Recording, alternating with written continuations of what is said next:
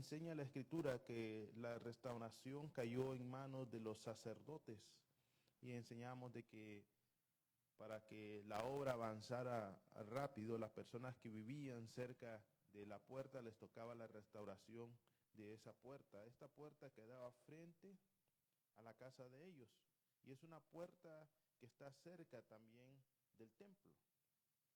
Así que ellos vivían cerca de ese lugar. Recordemos también que cada una de las puertas que nosotros hemos estado estudiando es acerca de la restauración en la vida del creyente. Y es como entendíamos nosotros acerca de la restauración que les hablaba, que es como un avivar, un avivamiento, una restauración realmente como un corazón nuevo. Y cuando se habla de la restauración de Jerusalén, se habla de la restauración de una persona, del corazón de una persona. No pueden estar hablando de restauración o de nuevo nacimiento o de avivamiento si no hay un cambio en las personas. Para adelantarme un poco del libro de Nehemías, aunque se habla acerca de la restauración, el libro de Nehemías termina muy mal. Se habla que restauraron las puertas, pero termina muy mal el libro de Nehemías. Termina Nehemías yendo a confrontar a algunos, diciendo que abusaban de sus propios prójimos. Entonces, cuando se habla de una vida restaurada, se habla de una vida que ha cambiado y ha sido transformada. Miramos y leíamos, y les traía un testimonio acerca de ese gran avivamiento que hubo, le llamaron el gran despertar. Así, en este tiempo, para el libro de Nehemías fue un gran despertar también en búsqueda de la fe. Pero en ese tiempo del gran despertar, cerca de 1700, y les hablé acerca de un predicador, un teólogo, y él simplemente en ese tiempo traía la palabra. Y la gente, así como miramos nosotros que cuando se predica la palabra es la misma palabra que debe de hacer impacto en las personas. Algo que le he pedido al Señor es eso, es que cuando uno lee el libro de Nehemías 8 y que las personas se juntan a escuchar la palabra, ellos empiezan a ayudar. Es algo hermoso, hermano, porque ahí no hay ninguna manipulación, es la misma palabra de Dios que empieza a tocar y a impactar los corazones de las personas. Entonces, cuando hay una restauración, realmente en las vidas de las personas empieza un cambio de vida. En la Escritura, cuando se habla acerca de la puerta de los caballos, se habla acerca de que por esa puerta entraba la caballería de los caballos del rey de guerra. Entonces, tiene mucho que ver con lo que es el combate, con lo que es la guerra. También tiene que ver mucho con el poder y la soberanía de Dios. Mucho tiene que ver también con la descripción de que cuando se habla tanto en Apocalipsis, cuando se habla acerca de los caballos, es esa velocidad con la que quiere interpretarse. Uno de los acontecimientos que pocas veces en la Escritura narra acerca que tiene que ver con la puerta de los caballos, hermanos, es un acontecimiento que da una reina que se llama Atalía. Quiero que miremos Según de Reyes por mientras, capítulo 11, versículo 13. Papi, regálame agua, papi. Mire, en la Escritura, la única mujer monarca, la única mujer que se hizo cargo de un pueblo, fue una mujer usurpadora. Y murió en las puertas de los caballos. Algo que impacta mucho es que ¿quiénes eran los que edificaron esas puertas? Fueron sacerdotes. En la historia de esta reina usurpadora llamada Talía, mire que si usted más o menos va con la escritura ahí, ¿de quién era hija? era hija de Acab, un rey que transgredió la ley de Dios, adoró ídolos, y su mujer era Jezabel. ¿De dónde salió esa hija? Mire, qué tremendo. Y entonces su reinado, cuando toma posesión, dura 6 años y es derrocada por un sumo sacerdote que se llama Joaida, y fue capturada y la llevó y murió en la puerta de los caballos. Dice el versículo 13, Atalía escuchó el ruido de los guardias y la gente, así que salió a ver a la gente. Dice, al templo del Señor. Atalía vio al rey junto a la columna donde normalmente se paraba el rey, y a los líderes y a los hombres tocando trompetas en honor al rey. Vio también a la gente muy alegre. Cuando escuchó las trompetas se rasgó el vestido y gritó, traición, traición. El sacerdote Joiada ordenó a los capitanes que estaban a cargo de los soldados, lleven a Atalía fuera del área del templo y maten a sus seguidores, pero no los maten dentro del templo del Señor. Así que los soldados agarraron a Atalía y la mataron, dice, cuando pasó por la entrada de la puerta, dice, de los caballos del palacio. Habla acerca, hermanos, aquí varios personajes. Uno son los sacerdotes. Otro es una mujer que usurpa un poder, que va en contra de lo que es, hermanos, lo establecido por Dios, del orden divino, ¿verdad? Y está lo que es esa puerta y hay soldados también allí. Cuando se nos habla a nosotros acerca de que esta puerta es una puerta, que inspira o va dirigida a lo que es al combate, se habla en Judas 1:13. De verdad, dice, he querido escribirles acerca de la salvación que compartimos, pero ahora siento la necesidad de escribirles sobre otro asunto. Y dice el apóstol, les ruego que sigan luchando por la fe que Dios una vez dio a su pueblo santo. Les pido que sigan luchando. Hay algunas, dice, contender ardientemente por la fe. Contender ardientemente. Este sacerdote que estaba ahí estaba contendiendo ardientemente por la fe. Esta puerta de los caballos nos ayuda a nosotros a encontrar, hermanos, como un símbolo que se habla de lucha, de guerra. La Escritura habla en Efesios 6:12, porque no tenemos una lucha, una batalla, una pugna contra sangre y carne, sino contra principados, contra potestades, contra los gobernadores de tinieblas de este siglo, contra huestes espirituales de maldad en las regiones celestes. No es que tenemos una lucha nosotros contra la suegra, contra el vecino de la esquina, sino contra potestades que puedan influir a esas personas. Nosotros recordamos que en el libro de Apocalipsis habla acerca de Jezabel, y no es que estuviera viva, sino es el espíritu que movió a esa mujer, a una mujer a manipular a su esposo, a tomar el control del reino. Y como nosotros podemos ver en estos tiempos, hermanos, que se llaman, nosotros realmente no creemos y tenemos esa enseñanza dada por las Escrituras, donde no creemos que haya una mujer pastora, hermano.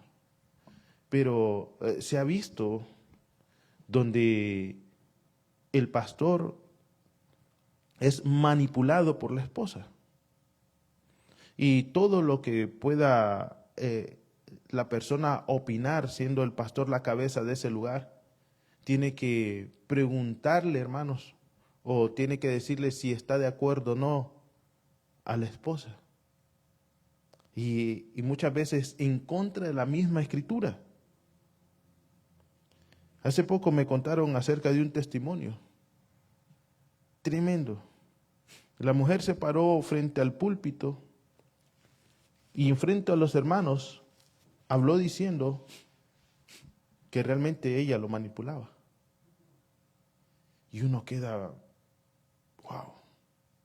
Ante esas cosas que están en contra, hermano, de un orden divino, hay que ser como sacerdotes, hermano, como el sumo sacerdote, contender ardientemente por la fe y buscar restablecer el orden divino por medio de las escrituras, no a fuerzas, hermano, porque si contendemos no vamos a irnos a los puños, no, hermano, es por medio de las escrituras, sabiendo que hay una influencia espiritual sobre las personas tratando de desviar la fe de muchos, así como, imagínense, trayéndolo espiritualmente hoy en día, la falsa doctrina de Acab con la falsa doctrina de Jezabel se juntan y tienen, mire, a esta hija Atalía, que se hace lo que es una gobernadora dentro del pueblo de Dios.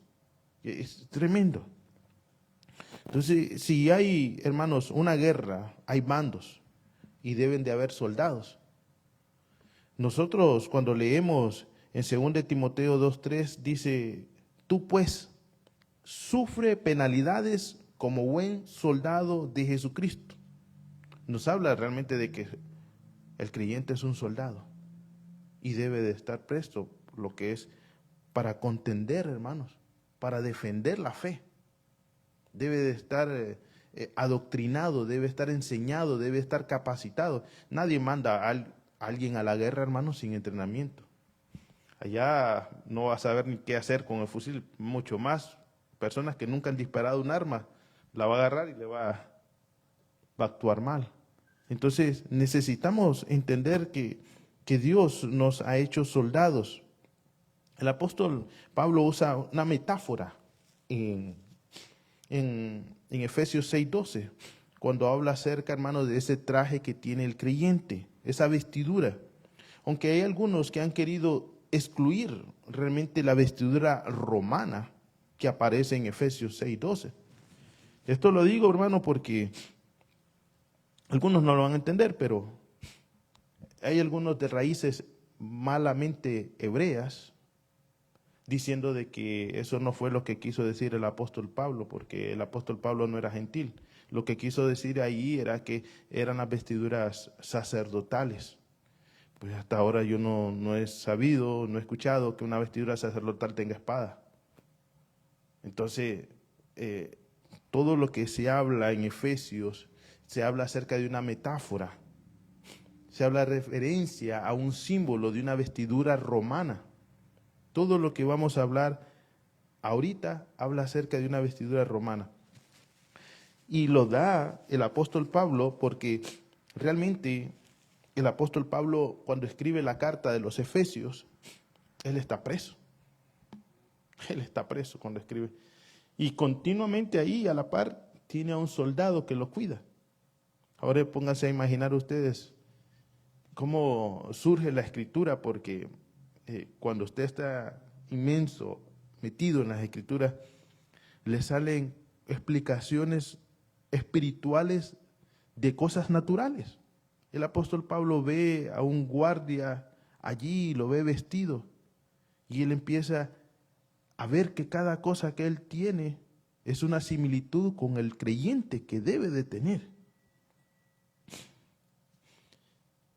Dice Efesios 2:3, antes de entrar a esa explicación, dice, vence, hablando acerca de una batalla, una guerra, vence toda forma de maldad, como un buen soldado victorioso de Jesús, el ungido. Porque todo soldado llamado al servicio activo debe apartarse de las distracciones de este mundo para que pueda satisfacer plenamente a aquel que lo eligió. Así que, hermano, debemos de irnos a entrenar, debemos de ir a capacitarnos, necesitamos pasar tiempo con el Señor y siendo enseñados para capacitarnos, para saber qué le agrada a Él y qué le desagrada, para no participar de esas cosas. Estas descripciones del cinturón, de la coraza, el calzado, el yelmo, la espada, directamente, hermanos, se corresponden a un legionario romano y se mencionan hasta en orden y coinciden en la forma de cómo un soldado se preparaba para el deber, hermano. Así que, como un soldado, deberíamos de saber de que parte de nuestro deber es contender ardientemente por la fe. Pero los pequeños, los niños, no pueden estar capacitados para la guerra. ¿Quiénes son los niños? ¿Quiénes son las personas inmaduras que no pueden ir al campo de batalla, hermano? Porque van a apuntar hasta incluso contra el capitán. Son personas que no han crecido espiritualmente. Y no se trata de años aquí en el Evangelio, se trata de entender el Evangelio. Se trata de entender el Evangelio. Porque muchos dicen, no juzguéis al ungido. Han sido así malamente adoctrinados y enseñados para no defender la fe. Y defender lo que es al apóstol Lobo, o al pastor Lobo, o al profeta Lobo. Entonces, los hacen niños ignorantes, porque saben de que mantener los niños ignorantes no van a tener un soldado capacitado para saber que lo que se está predicando es falsedad. Entonces necesitan tenerlos así como niños. Y es parte, hermanos, de ese crecimiento que nosotros debemos de tener en las Escrituras. Dicen unos, no juzguéis. La Escritura dice juzgar con justo juicio. Todos los días juzgamos nosotros, hermanos. Todos los días salimos, nos estacionamos, nos paramos en un semáforo, juzgamos si está en rojo o está en verde. Cuando nosotros vamos al banco, juzgamos, hermanos, de que si nos dieron el cambio o no, ustedes lo echen solo así. Ay, no es que vas a hacer sentir mal a la otra persona. Puede ser que esté cometiendo un error, hermano, y no se haya dado cuenta. Y usted se lleva sin menos, hermano. Viera qué pena, qué vergüenza un día, hermanos, que le doy el dinero a alguien y adentro del sobre, hermano, se habían quedado 100, hermano. Y la persona había botado el sobre. Y yo estaba seguro, hermano, lo había una y otra vez lo había contado. Y le dijo yo con pena, revisa el sobre. ¿Lo estoy juzgando yo mal? No, pueden tener un error, hermano. Y entonces, así todo predicador, toda persona que esté escuchando el mensaje, debemos de juzgar realmente si las escrituras que está hablando aquel predicador, hermano, son correctas o no son correctas. Hemos escuchado ese mensaje de Jezabel, donde no es nuevo.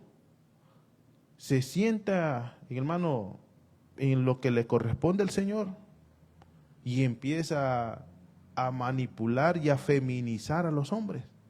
Ese es el evangelio que en muchos lugares se está predicando, en muchos lugares.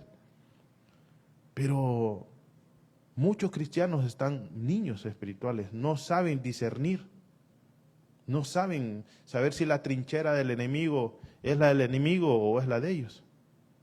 Entonces es necesario aprender. Dice Efesios 6:10. Ahora bien, amados míos,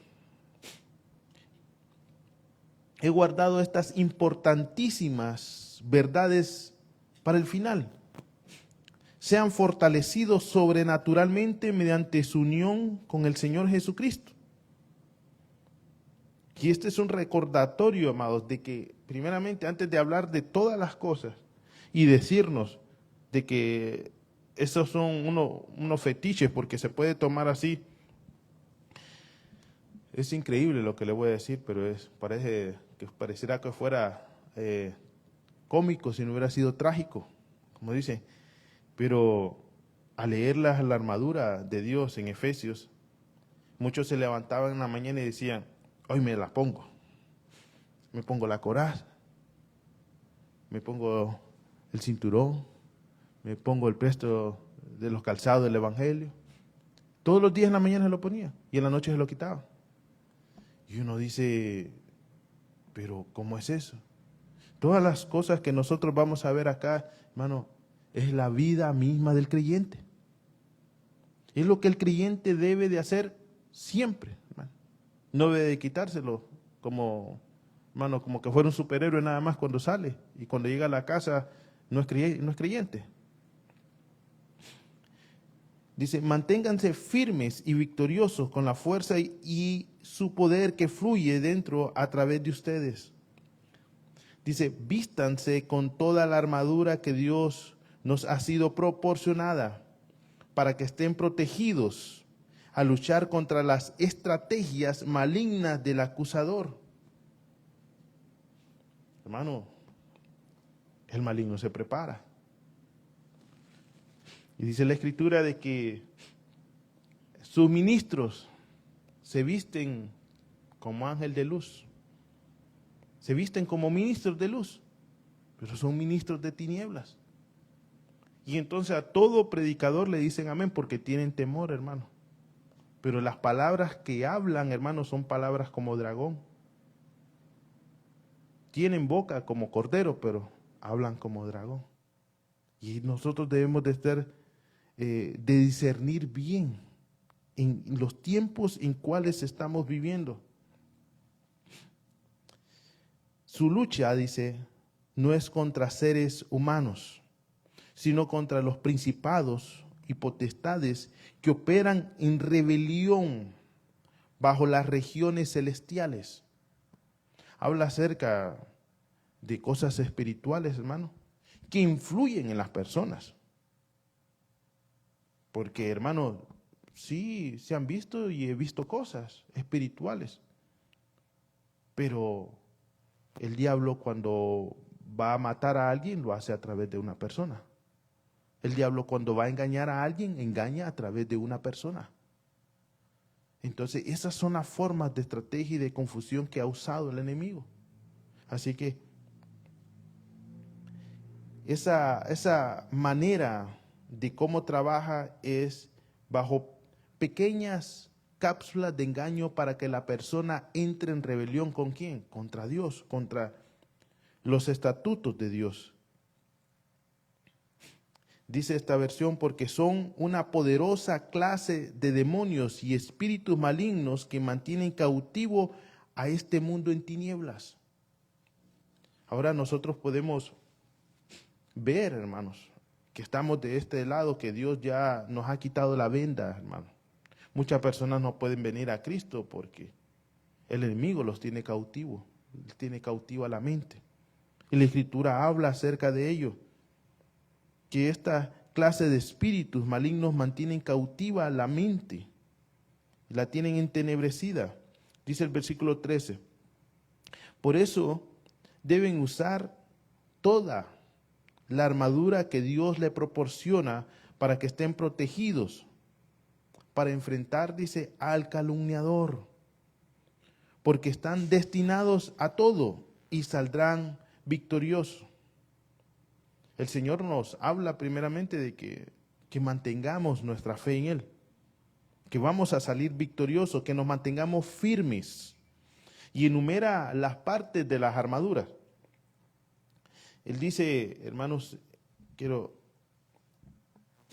dice el 14, estad pues firmes, ceñidos vuestros lomos con la verdad, vestidos con la coraza. La primera que habla, hermanos, es esa verdad, ceñidos con la verdad, para mantenernos firmes y triunfantes. Ya todo creyente debería de saber de que la vida que ahora ha tomado es una vida de verdad. Es una vida que muchas veces va a tener en su mente, pero me va a traer conflictos si le digo la verdad. Pero es necesario, hermanos, porque una mentira va a llevar a otra mentira y otra mentira va a llevar a otra mentira y así. Va a terminar haciendo un plan que nunca esperó la persona. Y la Escritura nos habla a nosotros, hermanos, que hablemos con la verdad. Es una parte de la restauración del creyente, entenderlo. Yo he escuchado a creyentes pero es una mentirita blanca, nada más. Si nosotros aportillamos el vallado, hermano, de las puertas que nosotros mismos estamos restaurando, vamos a ser picados por la serpiente, que es de doble su lengua partida. Habla también, dice, ese mismo versículo dice, vestidos con la coraza de justicia.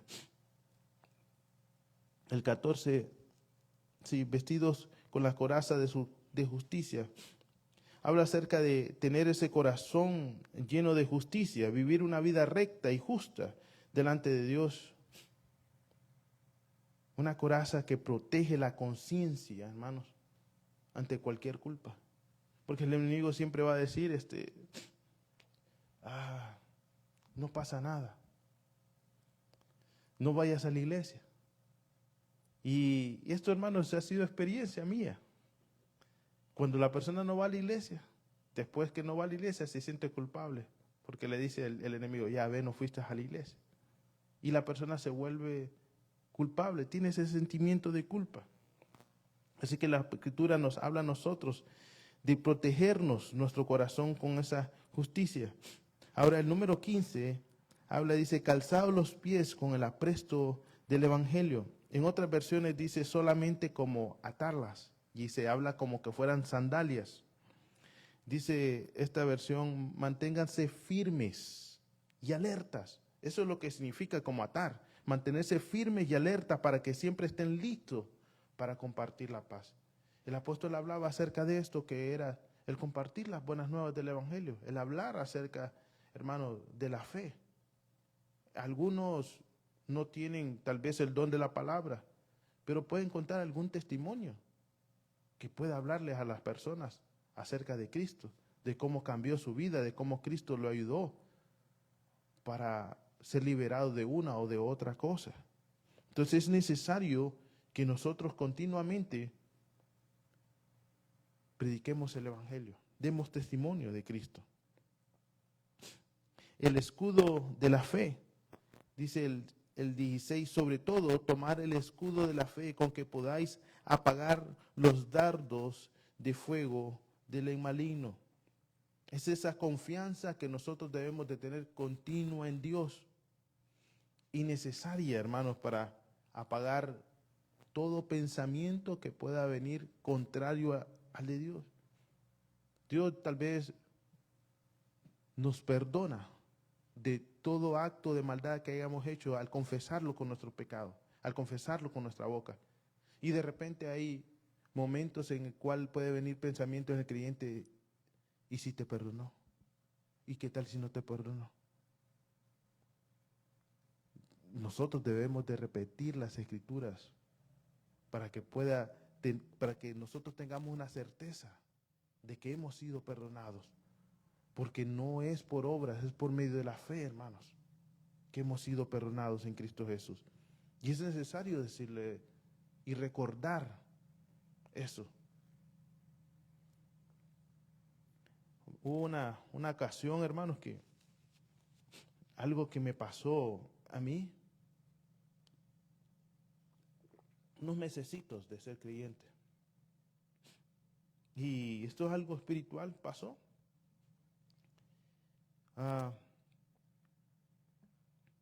Estaba como eso de las 1 de la mañana, más o menos. No sé qué me llegó a despertar, pero empecé a tener un temor grande, un temor grande. Y volteé a ver para la puerta. Cuando volteé a ver para la puerta, literalmente yo estaba despierto, no estaba soñando, y literalmente vi una sombra grande, negra. En otro momento hubieras salido corriendo, pero lo único que se me vino a la mente fue, en paz me acostaré y así mismo dormí. Y una y otra vez tenía una paz sobrenatural. Y me acosté en paz y descansé y me levanté en paz en la mañana. Porque pueden venir muchas ocasiones en que el cliente puede ser tentado a dudar. Pero el Señor va a estar ahí siempre con uno, siempre con nosotros. Y no importa cuántas sean las tinieblas o las potestades que puedan haber, Cristo es mucho más grande que todos ellos. Ellos han sido creados. Ellos han sido creados. Nuestro Señor no es creado. Nuestro Señor, por medio de su palabra, fueron creadas todas las cosas.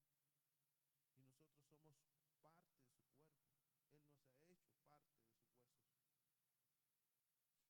La Escritura habla acerca también el 17 y el 18. Dice, tomad el yelmo de la salvación y la espada del Espíritu, que es la palabra del Señor. Pero hay una versión bonita, dice, abrazad el poder de la salvación, que es como un casco que protege vuestro pensamiento de la mentira. Abrazad el poder de la salvación. Hermanos, una y otra vez es necesario recordar. Si nosotros nuestros pensamientos se vienen de repente a pensar lo que éramos antes o querer actuar así, a veces como ese hombre viejo que se levanta en contra de la naturaleza nueva, esa antigua manera de ser, que se desentierra, hermano, quiere salir ahí, llevarlo a la cruz nuevamente y decirlo, hermano, aunque uno pareciera loco para el mundo, pero cuerdo para Dios realmente, porque, hermano, esa naturaleza debe de estar muerta. Y decir, juntamente con Cristo estoy crucificado. No vivo yo, ya no quiero vivir así, Señor. Pero renunciar a esos actos de maldad que muchas veces el enemigo los pone ahí, toca las puertas. Pero ¿qué va a salir de la puerta de los caballos si está restaurada? Debe salir un soldado victorioso, listo para pelear, con la espada en la mano y decir, Señor, ya no vivo yo. ¿A quién buscáis? A Juan Camaneides. Ese ya no vive aquí, ya murió. Amén, hermano. Esa antigua manera de vivir que antes teníamos. A veces llaman, hermanos, porque no saben que es creyente la persona. Y decir, no, soy cristiano. Ahora para la gloria de Dios. Y no tener reserva, hermanos, de poder abrazar esa salvación. Ese yelmo, hermanos, debería ser la seguridad y la esperanza de salvación que proteja nuestra mente ante la duda o la desesperación.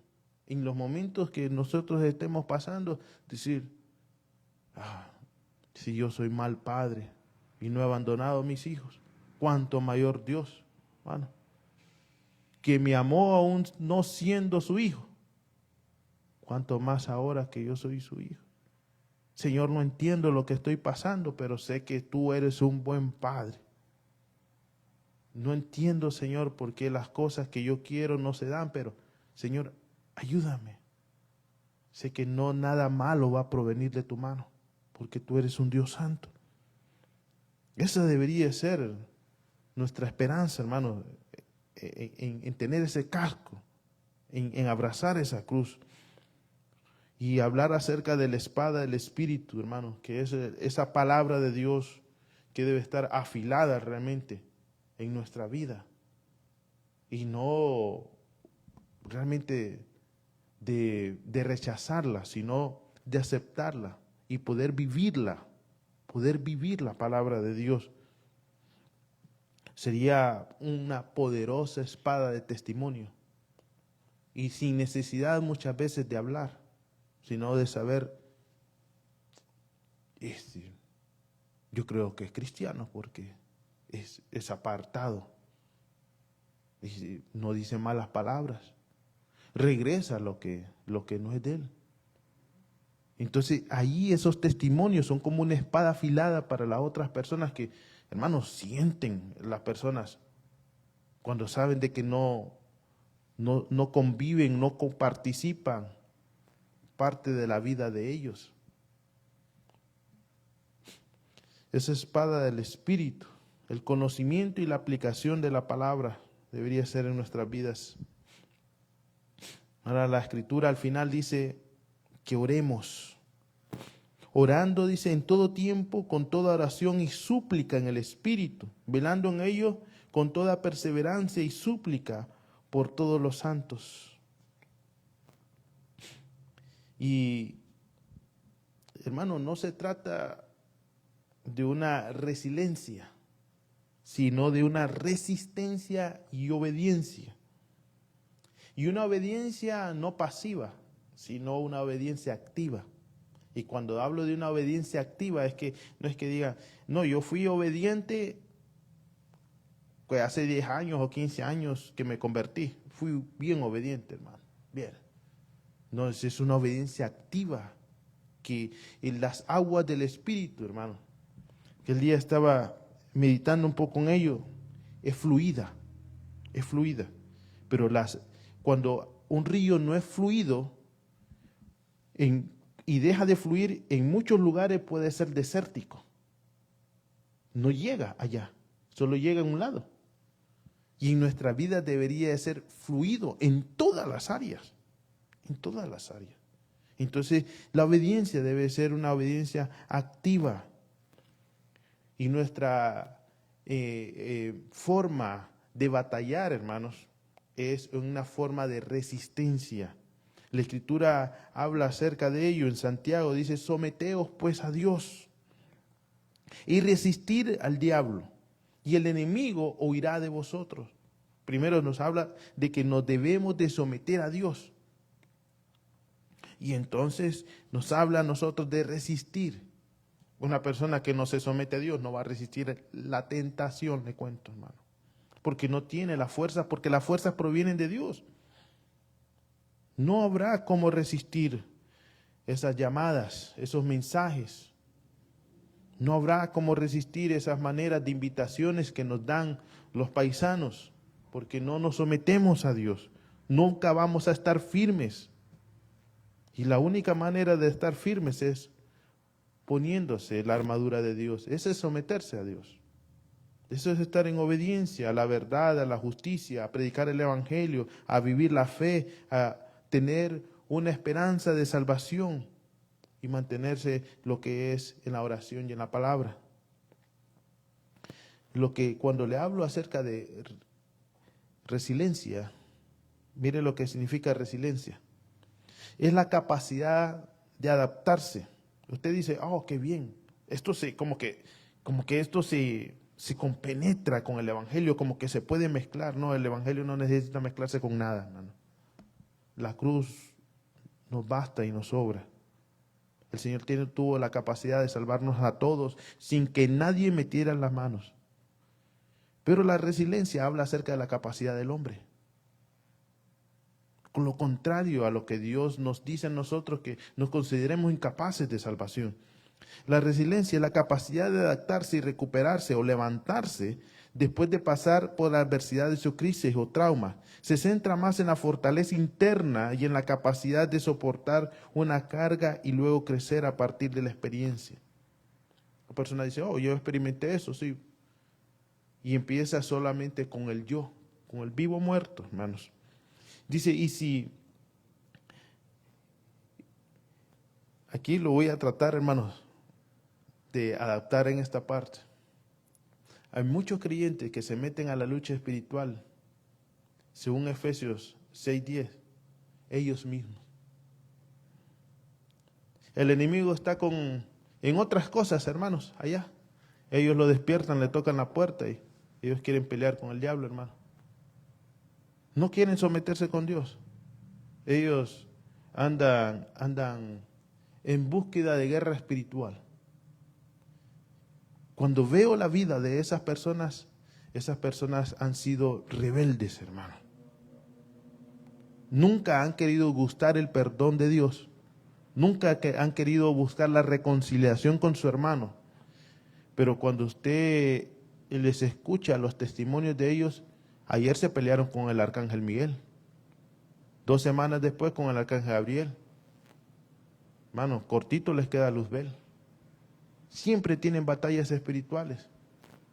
Yo lo que quiero hablarles, hermanos, es que si nosotros no nos sometemos a Dios, es una lucha espiritual, hermano, con una mente en las cosas de arriba. Digamos, una mente discerniendo, sabiendo hacer el bien y no lo hago. Me es pecado. Si una persona viene y dice que estuvo ayunando o en vigilia, peleando una batalla espiritual y no ha perdonado a su hermano que está ahí, hermano, esa batalla espiritual, él se fue solito ahí a meter. Nosotros peleamos resistiendo, hermanos. La manera de resistiendo, sometiéndonos a Dios, hermanos. Sometiéndonos a Dios. Y yo vengo, hermano, de una cultura pentecostal allá donde se ponían a cantar aquel cántico, le machaco la cabeza al diablo, le decían. Y machacándole, hermano. Salían de ahí, hermano, y seguían enemistados con sus hermanos.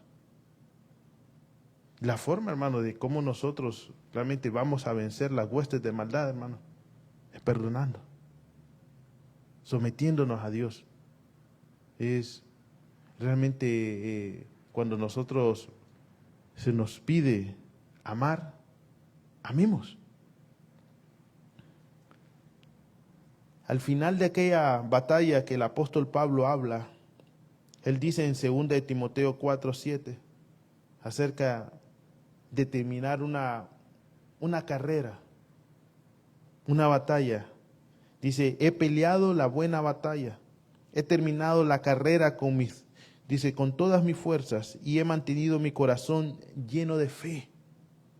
Me esperará en el cielo la corona de justicia y sé que mi Señor me recompensará en el día del justo juicio. Y esta corona no solo me espera a mí, sino también a todos los que aman y anhelan su manifestación. Dice, he mantenido mi corazón lleno de fe. En conclusión, hermanos, este conjunto de herramientas que nosotros tenemos aquí no son para ocasiones especiales, como les estaba diciendo. Representan, hermano, verdades espirituales que nosotros debemos de llevar diariamente.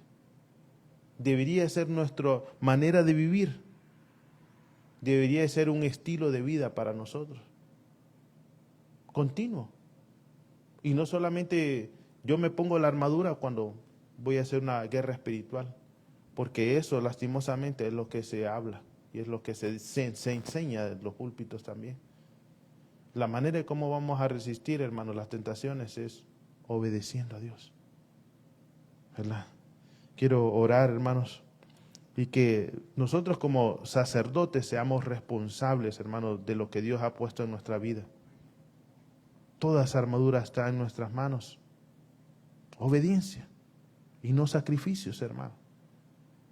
Obediencia, que seamos como ese sumo sacerdote, que nuestro corazón se vuelva ardiente al ver cosas que van contra de la ley de Dios.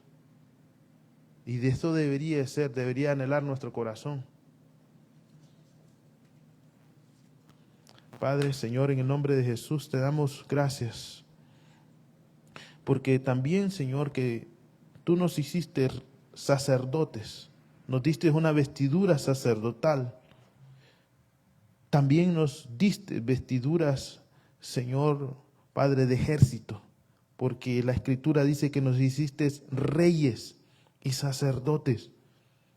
Ayúdanos, Señor, Padre, a comprender esas vestiduras, Señor, de reyes, a esas vestiduras que deben de estar equipadas para la guerra, para defender y contender ardientemente por la fe que un día nos has dado. En el nombre de Jesús, Señor, ayúdanos a pelear esta buena batalla, Señor, Padre, pero a pelearla en obediencia, Señor, sujetos a tu palabra, a tu espíritu, guiados, Señor, por él, a resistir, Señor, en el nombre poderoso de Jesús, a perseverar en tu gracia y en tu evangelio, Señor, En el nombre de Jesús te lo pedimos. Ayúdanos a crecer. Ayúdanos a saber, Señor Padre, lo que te agrada y lo que te desagrada. En el nombre de Jesús te lo pedimos, Padre, que restaures esta puerta, que nos enseñes, Señor, también a contender, Señor, que nos enseñes, Padre, cada día, Señor, a cómo actuar